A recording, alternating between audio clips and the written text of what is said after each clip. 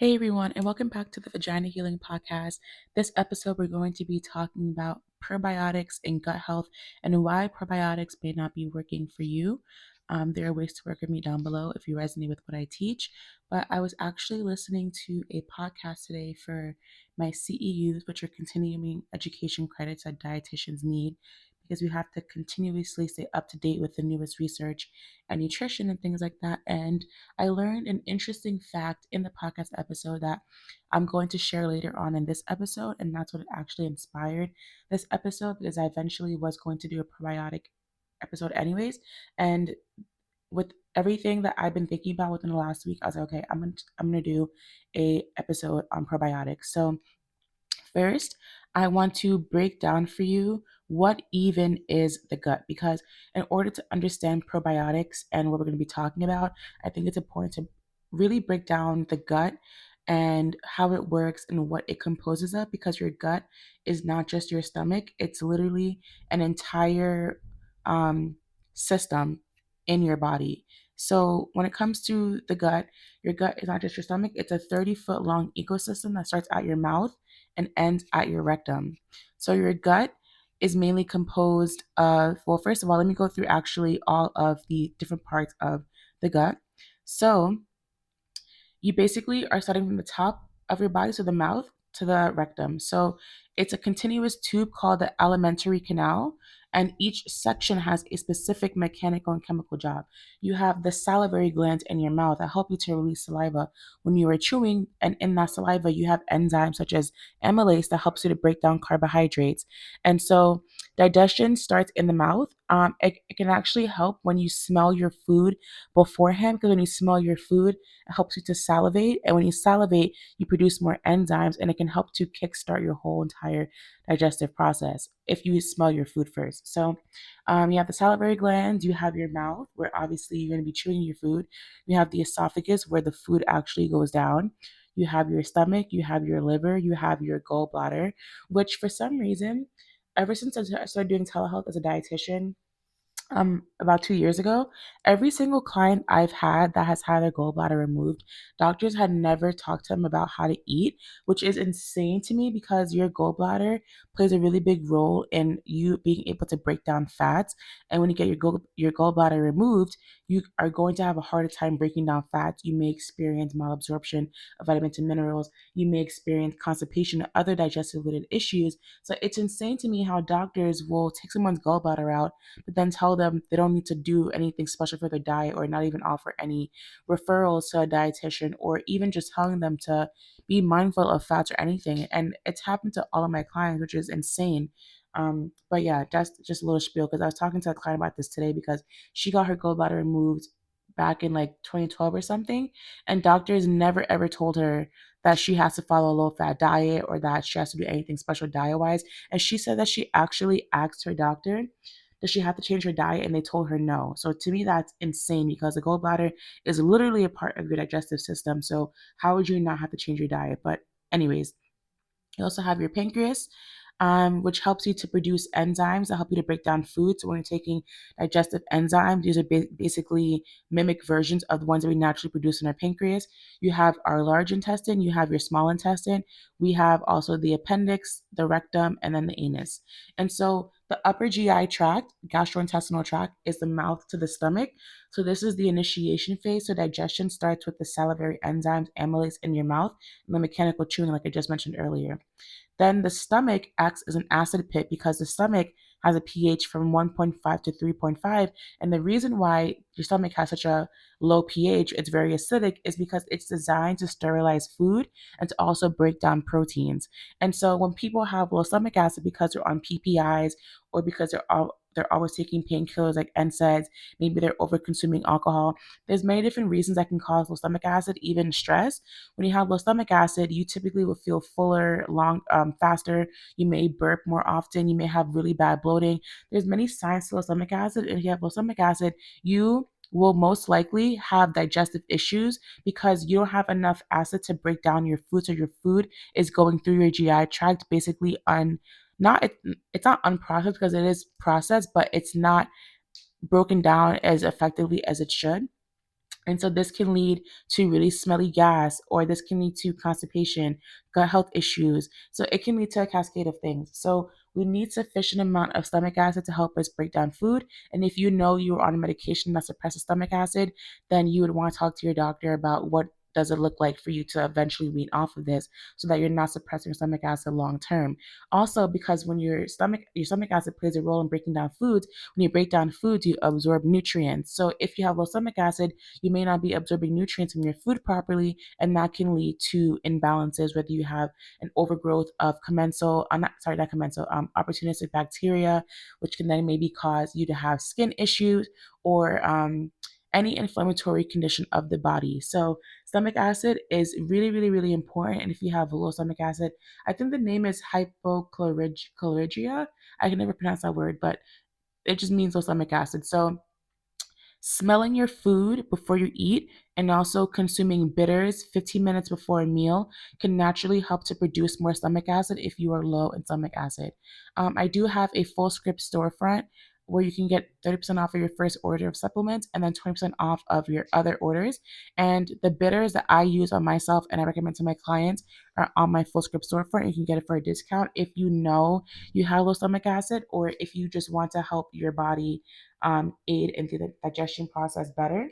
I do have a full YouTube video on constipation and how you can actually alleviate constipation with fiber, bitters, and extra hydration. So that just goes over the stomach acid.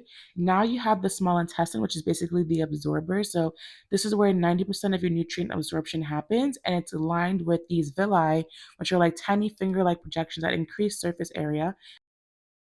You have the large intestine, and the large intestine, or aka your colon, this is the fermenter. So this is where the fermentation process takes place. So this is basically the penthouse for your microbiome.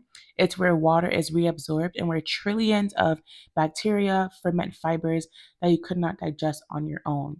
So when you're talking about probiotics, it has to go through this whole entire digestive tract, and that's why it's important to make sure that you have a probiotic that can survive stomach acid, because otherwise it won't be doing anything for you.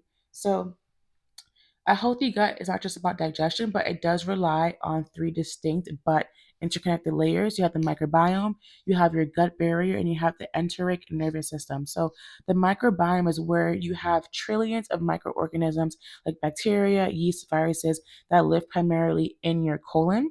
And so diversity from your diet is key. And if you've been listening to my podcast episodes, I talk a lot about diversifying your diet through the 5 fiber food groups: fruits, veggies, nuts/seeds, grains, and legumes, not just different types, but also different colors, because the more the better. So when you eat the rainbow, you have more gut diversity, as in colon diversity, which can then transfer to the vaginal microbiome and then populate that with some good bacteria. So you can think of your gut as like a rainforest. The more species you have, the more resilient your ecosystem is. So your microbiome produces vitamins like B12 and vitamin K. Your microbiome also helps to regulate your mood by producing neurotransmitters, because 95% of your serotonin is made in your microbiome, in your gut microbiome. And your gut microbiome also trains your immune system. So your gut plays a really big role in your mental health and your cognitive function. It also plays a role in your mood. It plays a role with your immune system, and it also helps to produce actual vitamins.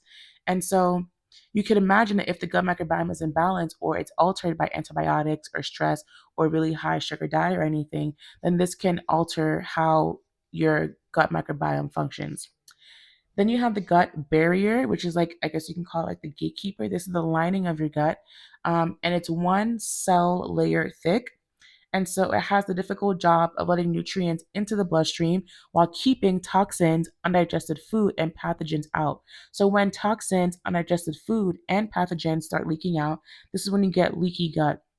And so your gut barrier has something called tight junctions, and these are basically glue between the cells. And when these junctions loosen, like I told you guys, that's called leaky gut, inflammatory particles can slip into the bloodstream, triggering stomach issues, and can cause like really bad, like if you have skin issues or inflammatory conditions, or like it can trigger autoimmune diseases. So it can lead to a cascade of events. And so with my clients in the Vaj Reset Advance program, I do offer functional testing. And one of those tests is a GI map test that can test if you have leaky gut. It's basically a stool test that tests for a whole entire profile of your gut. It tells you all of the good bacteria you have in your gut. It tells you all of the bad or opportunistic bacteria you have in your gut. It tells you if you have any viruses, any like obviously all your bacteria, any fungi, any parasites. It also tests you for a specific marker called zonulin, which will let you know if you have leaky gut or not, and also goes over your digestive health, such as like your elastase, which is like your pancreas enzyme, your pancreatic enzyme that helps you break down food. It shows you other markers in regards to how well your body is actually digesting food. It also shows you if you are allergic to gluten or not. Not allergic, but more so sensitive. And so a lot of my clients end up taking this test, and the symptoms that they were dealing with, such as maybe bloating, acne, really bad gas, feeling really full, or just not feeling good in their body, will align with what is shown up on their GI map test. So, for example, clients that usually have skin issues typically will have high amounts of streptococcus and also staphylococcus. I think it's staphylococcus. Is that staphylococcus? I think it's, I forgot, but it's staph aureus and also streptococcus, I believe. Wait, actually, let me pull up a GI map test to show you guys actually, because I don't want to give you guys the wrong terms. I'm always mixing up my terms. um, Let me pull up one of my clients' lab results, because this client was dealing with 3 different skin issues and her results correlated with that. So the 2 bacteria. Oh, I was right. What the hell? Okay, so yeah, Staphylococcus aureus and Streptococcus are typically going to be really high and overgrown when people have skin issues. And so this client also ended up being sensitive to gluten. Her immune system is also really low, so it tells you how your immune system is doing. She had mild inflammation because it also tests for inflammation in your gut, and it showed that her digestion was struggling because of the moderate to low pancreatic enzyme output, which is the elastase. So, GI map tests can be really helpful tools in helping to show you what's going on with your gut so you can understand and actually heal it through nutrition and mindset work instead of just trying a whole bunch of different things and trying to see what works and what doesn't work and wasting your time, your money, and your energy. So, if you want to know if you have leaky gut or not, you can join the Vaj Reset Advance and we can run the GI map test for you. But that's basically how tight junctions work.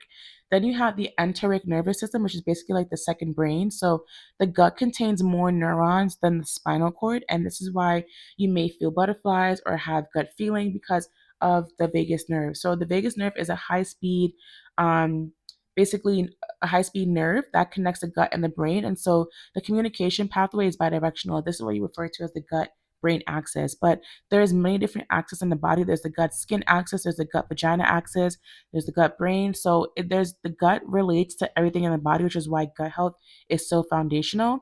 I'm going to touch more on the gut vagina axis later on in the episode, but 80 to 90% of the signals actually go from the gut up to the brain and not the other way around. This is why gut health is super important, especially if you have mental health issues, cognitive issues, and just any bodily health issue in general. It usually stems in the gut, and it can also stem from stress and other internal factors, but well, external factors, internal as well. But yeah, it goes from the gut up into the brain, not the other way around. So keep that in mind.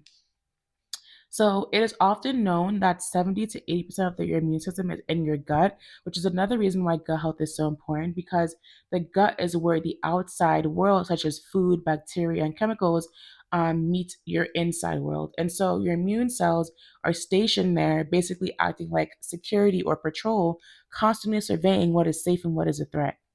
So what's important to know is that the imbalances that you experience in your gut, so like in your colon, often start with the issues from the upper GI tract. So if you have gut health issues, it's typically an issue starting from either you're not chewing your food enough, you should be chewing your food until it's mush. Maybe you have low stomach acid, or maybe you have low enzymes.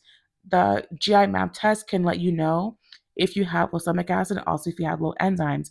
So this is a really great test to take. And so typically when you have issues down south, it's starting up north because your digestion is a downstream process. And so if your stomach does not break down protein, or the small intestine doesn't absorb minerals, your bacteria in your colon don't get the fuel that they need to basically keep your gut lining strong. And this is when you can start getting issues. So that's basically a breakdown of the gut.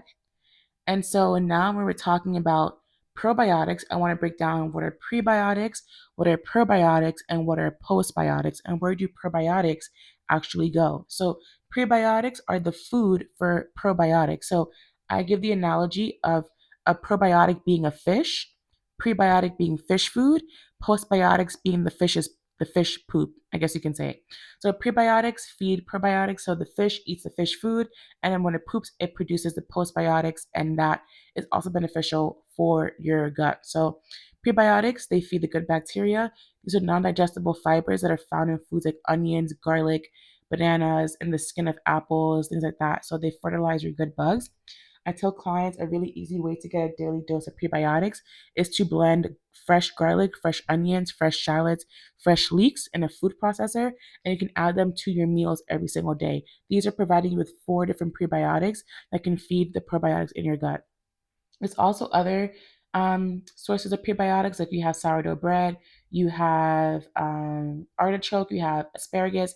So there's many other different types as well, but this is just an easy way because you can add those 4 things to almost like any savory food. So those are prebiotics. Then you have probiotics. These are the live microbes themselves, but they are transient in the sense that they help nudge the environment toward balance, but they don't just stay in your gut forever. So they're live, but they're there to kind of patrol your gut and keep it balanced. Then you have postbiotics. These are the leftovers or the metabolic byproducts of the probiotics. That's why I say when the fish eats the food, it poops. That poop is a postbiotic. So when the probiotics eat the prebiotics, it produces postbiotics. So these produce metabolic byproducts like short chain fatty acids or butyrate, and the byproducts are really healthy for the gut. They can help with weight loss, reducing inflammation, preventing colon cancer. And so postbiotics are actually what reduce inflammation and can heal your gut lining.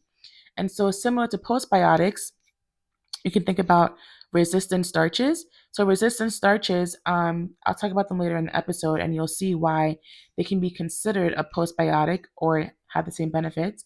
But that's the difference between prebiotics, probiotics, and postbiotics. So now, where do probiotics actually go? So, like I told you guys before, most people think that probiotics colonize and live in the gut forever. But number one, probiotics must survive your stomach acid and the bile in your small intestine. If your probiotic does not survive the stomach acid or the bile, it basically is not doing anything for you because it's not reaching your colon.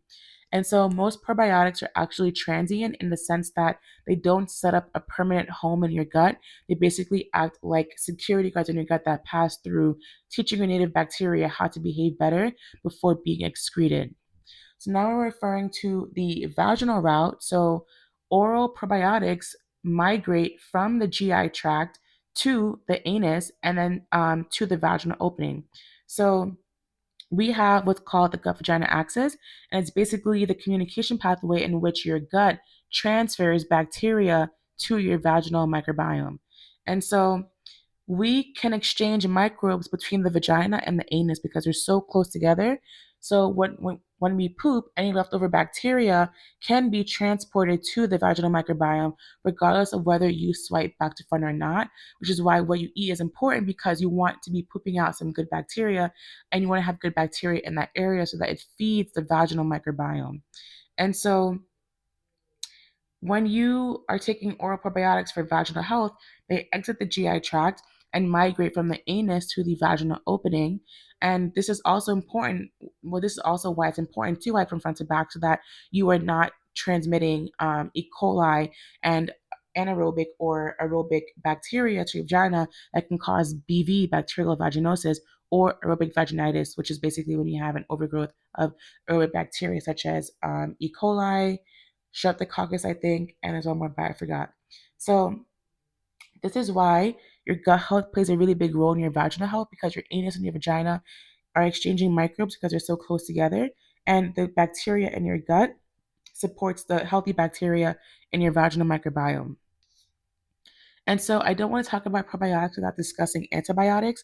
So we know that probiotics are good bacteria that feed your gut. Antibiotics are medications that can be life-saving, but they're not but they're non-discriminatory. So they don't discriminate between good and bad bacteria. So when you take antibiotics, the word antibiotics, antibacteria, it's wiping away not just the bad bacteria, but also the good bacteria as well. Probiotics add in good bacteria. So while antibiotics may kill a bad infection like UTIs or any other bacterial infections, they often wipe away your good bacteria in a protective layer, which leaves a vacuum and leaves an opportunity for opportunistic microbes like Gardnerella and other opportunistic microbes to overgrow and then cause you to get reoccurring vaginal infections. So this is when people get like yeast infections because Candida is very opportunistic. Gardnerella is opportunistic that leads to BV.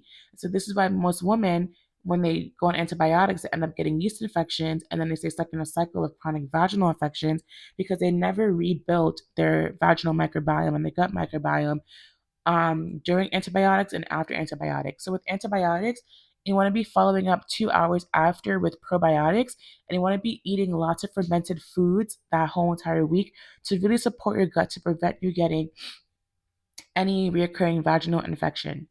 And so when possible, if it's not 100% necessary, ask your doctor. There's another way to handle with what you're dealing with without antibiotics. But if it's necessary, of course, listen to your doctor's orders, but follow up 2 hours later with probiotics. And then also just consuming lots of fermented foods during that week to help you with preventing chronic vaginal infections. I have something else to say about antibiotics, and I can't remember what it is. But that's basically the difference between probiotics and then also antibiotics. When it comes to vaginal strain specificity, it's really important that you choose a vaginal probiotic specifically because when you are recommending or when you are asking for probiotics, different strains of the bacteria and probiotics do different things. And so your gut loves a diversity of different bacteria. It loves bifidobacterium, it loves lactobacilli, but your vagina specifically loves lactobacilli. Your vagina loves low diversity because it wants to be dominated by lactobacilli. And so you need specific lactobacilli to support a healthy vaginal microbiome. Your gut is a different story. Your gut prefers more diversity. Your vagina just loves lactobacillus. So you want your vaginal probiotic to be dominated with lactobacillus. So specifically, you have l.crispatus or l.crispatus, you have l. rhamnosus, and you have also L. jensenii and L. gasseri. So l.crispatus is the gold standard for a healthy vagina. It produces high levels of lactic acid to keep your pH low. This can be, if some people are taking too much probiotics, they can actually have an overgrowth of l.crispatus, and that can be called cytolytic vaginosis when you have too much good bacteria that it starts breaking down the tissue in your vaginal walls, and it can cause really bad symptoms that feel a little bit even worse than a yeast infection. So you would know if you have l.crispatus if you have yeast infection symptoms, but you're not responding to it, and you may see clumps of white things coming out of your vagina and also while you're peeing. And if your vaginal pH is below 3.8, that's usually a good sign that you have l.crispatus. But you can actually test for this using Evi, which is an at-home vaginal microbiome testing company that tests for over 700 microbes that your normal GYN does not test for. And I recommend Evi to all of my clients because I like to test before guessing and just trying random stuff to save both of our times, energy, and the client's money as well. And so when you test with Evi, it can tell you a full breakdown similar to a GI map test of what's going on in your vaginal microbiome. And so we want our vaginas to be dominated by Lactobacillus crispatus and other microbes as well. But we don't want to have an overgrowth of lactobacillus. And so of Lactobacillus crispatus. So it's really important that we do have this because, again, it keeps the pH low between 3.8 to 4.5, which helps with preventing any not reoccurring, sorry, but opportunistic bacteria or fungi to overgrow and cause infections. And it can also protect you against STDs and STIs as well. You also have L. rhamnosus and L. reuteri, which are the two most well-researched duo for preventing UTIs and BV. And so linked below, I posted the US probiotic guide. So it's basically a clinical guide to probiotic products available in the USA, and it has a bunch of literature reviews on different probiotics. If you go to the vaginal health section, you'll see in common that all of them we'll have reuteri, rhamnosus, crispatus, jensenite, and gasseri, because these are the ones that are the most studied, but specifically rhamnosus and reuteri are the most studied when it comes to preventing recurring vaginal infections.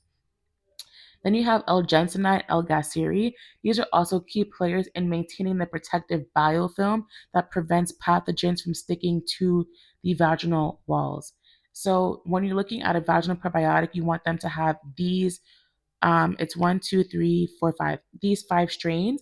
And so I have a free vaginal healing supplement guide that has specific vaginal probiotics that has all of these strains. And so that's why it's really important that when you're looking for a probiotic, you have to ask yourself, why do you want it? And then look for a probiotic that has that strain that would help with your issue. So if you're having issues with traveler's diarrhea, Spilardi can help. Or if you have certain skin issues and certain skin probiotics can help. So you need to ask yourself, what are you looking for from the probiotic, and find a probiotic that's specifically for that issue, because certain bacteria serves different purposes in your body. And so, to get to the main point of the episode, why don't probiotics work on their own? So, probiotics alone are not enough, and this is exactly why so many women feel like nothing is working. And here's what's actually happening. So, I sent this email out to my clients and I posted it in my daily Patreon, which is the Microbiome Makeover. We have daily education, daily Q&A. I also have live Q&A every week. So, if you have vaginal questions and you want to learn how to heal your vagina on a budget, that is a great membership to be in, because it's only $50 for the month.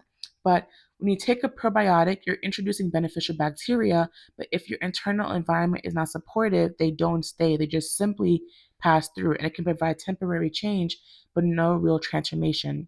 This is because probiotics don't work in isolation. They work as a part of your microbiome, so a part of an ecosystem. So if your gut environment is depleted, inflamed, or under constant stress, and stress can be any stress. It can be stress from losing your keys, it can be financial stress, breakup stress, work stress, life stress in general.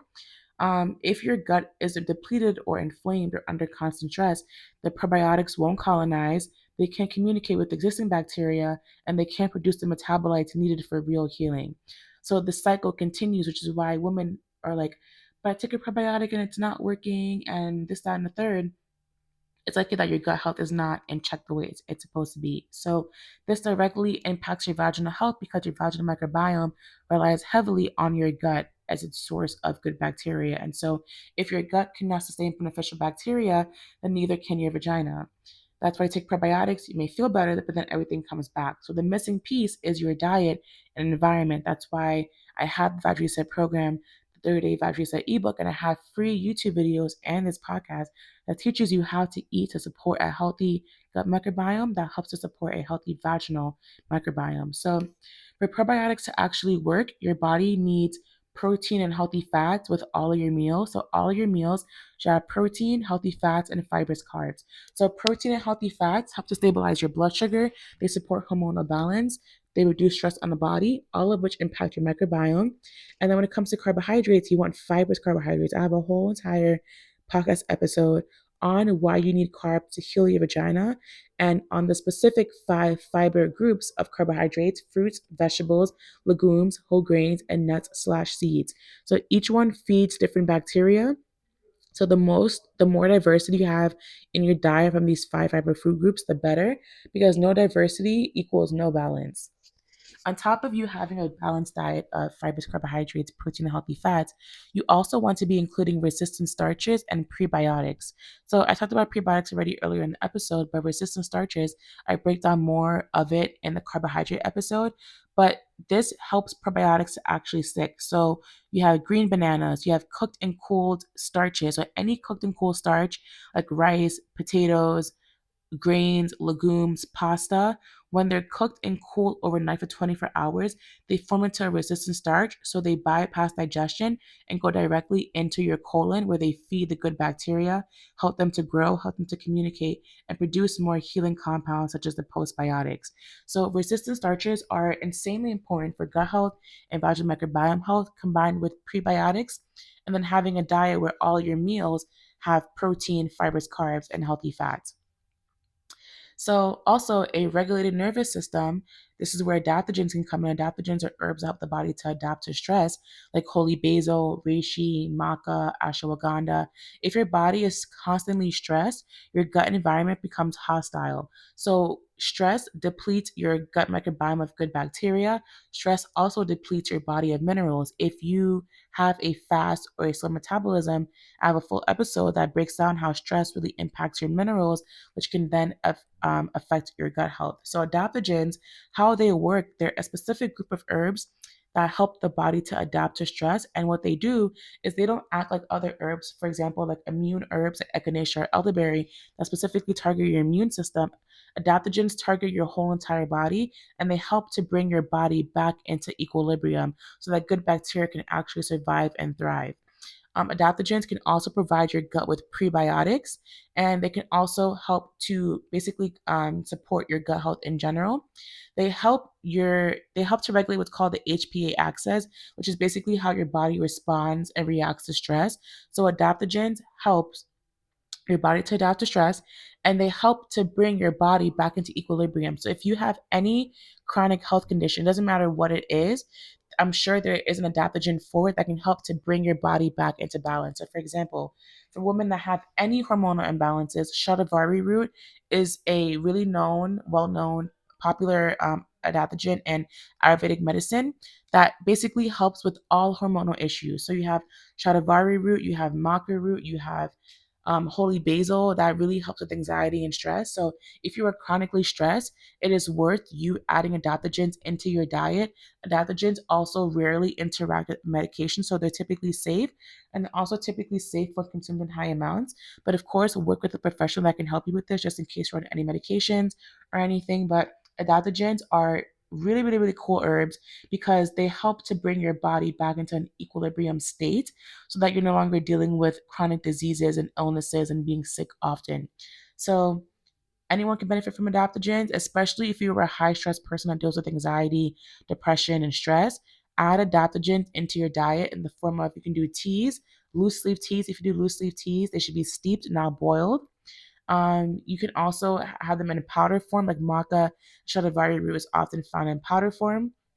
You also have tinctures. Tinctures hit your bloodstream quicker because they have alcohol in them. So you can also use tinctures as well. Like for example, if you're really, really stressed and you want a fast relief, maybe like a holy basil tincture can help you with that. But that's how adaptogens work. So if you feel like your nervous system is dysregulated, and you will know because typically you'll be in chronic fight or flight mode and survival mode, chronically stressed, really anxious, wired but tired. Those are all symptoms typically of a nervous system that's dysregulated. Use adaptogens to help bring your body back into equilibrium, but be mindful if you're on any antidepressants or SSRIs or any anti-anxiety meds because they can interact and cause serotonin syndrome if you have too much serotonin in your body that's not safe. So again, always speak with a doctor before taking anything and making sure there's no drug herb interactions. But when you combine your diet with probiotics, when you combine probiotics with a proper diet and nervous system support, that's when things can actually shift. So that's when bacteria can actually colonize. That's when you can cross feed with other microbes, like going from the gut to the vagina. That's when you can create positive feedback loops. And this is when you can also restore a balance long term. And this is how you stop relying on temporary fixes and actually heal your vaginal microbiome. And so if you want to understand what's actually going on in your body, vaginal microbiome testing is really important. So that's why I always recommend Evie, because it shows you what bacteria are present, what's overgrown, and what you're lacking. And if you go to my link tree down below, I do have a link to get $20 off of your first Evie order, so that way you can get some clarity instead of just guessing and seeing what works and wasting your time, your energy, and your money. So that is basically why probiotics may not be working for you. So I hope that provided some clarity. But basically, you can't put a fish in a dirty tank because obviously it's not going to thrive or survive in that. You want to basically have a healthy gut so that when you put the probiotic in there, it can actually survive and reach your colon. So if your internal environment is off, whether that's due to your pH internally being off, any mineral imbalances, any stress levels that are really, really, really high, the probiotics can die off quickly. So you must address your gut health first.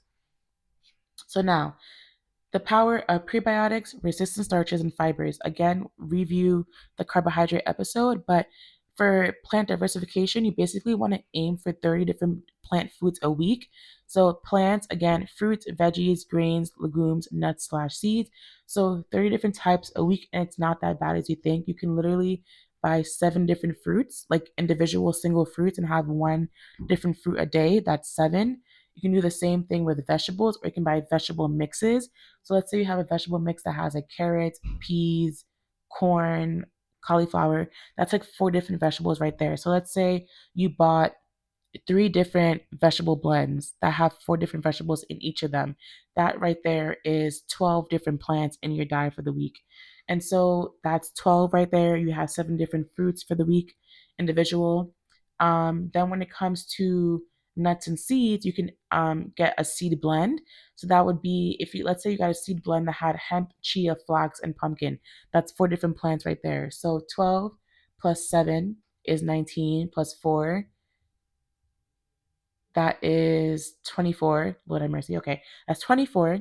And then we didn't even get to the grains or the legumes. So you can add different grains into your diet. You can add different legumes into your diet. For legumes, you can do like a 10 bean mix where that has 10 different beans. You can do different colored lentils, different colored, what else? Wait, legumes is lentils, chickpeas, beans, and peas. Yeah, so the more you can just diversify, the better. But when it comes to incorporating more fibers into your diet, start off slow with maybe 5 grams a day and then gradually increase, because if you start off with too much fiber, it can cause you to feel really heavy, really indigested, lots of bloating, things like that. It can even cause constipation as well. So aim for 25 grams of fiber in a day, but slowly work your way up until your body tolerates it. Start off with 5 grams a day and then work your way up. So plant diversification through 30 different plants a week, and then also the prebiotic fibers like the garlic, the onions, the leeks, and the shallots. Those are 4 different plants that also counts towards diversifying your gut microbiome. So diversify your microbiome with the 30 different plants, including prebiotic plants, and then also through resistant starches as well. So actually, that was it. So the interesting fact that I actually learned in the podcast episode today was that they did a study on yogurt and using honey to help the yogurt survive the acidity of the stomach. So it was comparing the survival rates of probiotics that were microencapsulated, so pill probiotics versus probiotics that were consumed through yogurt, consumed with honey. And so what it showed was that the polyphenols and sugars in honey can act as a prebiotic shield. So when you consume honey with yogurt, it can actually help the bifidobacterium and allow the bacilli survive the harsh stomach acid better than even some expensive synthetic coatings that you may get from different brands. So it's literally a spoonful of sugar that can help the probiotics stay alive in your gut. So, and I didn't even know this, but I have been eating honey and yogurt for years. And I always tell my clients, when you do get yogurt, get a plain unsweetened Greek yogurt and sweeten it with honey, because it's a natural sugar, and raw honey or manuka honey has lots of enzymes. And it also has other vitamins and minerals. So raw honey and manuka honey have great benefits to your health. And so by combining honey with yogurt, it can actually help the probiotics from the yogurt survive your stomach acid and actually reach your colon way more effectively. And it's crazy because I've been eating yogurt and honey for years, and I always tell my clients, when you're eating yogurt, get it unsweetened, plain, and add your own sweetener by using honey, because when you buy regular sweetened yogurt, it's oftentimes loaded in cane sugar, and we don't want to overconsume cane sugar, especially when you're healing from recurring vaginal infections. So definitely start consuming your yogurt with honey, because that was a very interesting fact. And to leave off, I already told you guys that I have a free vaginal healing supplement guide that can give you guys recommended vaginal probiotics.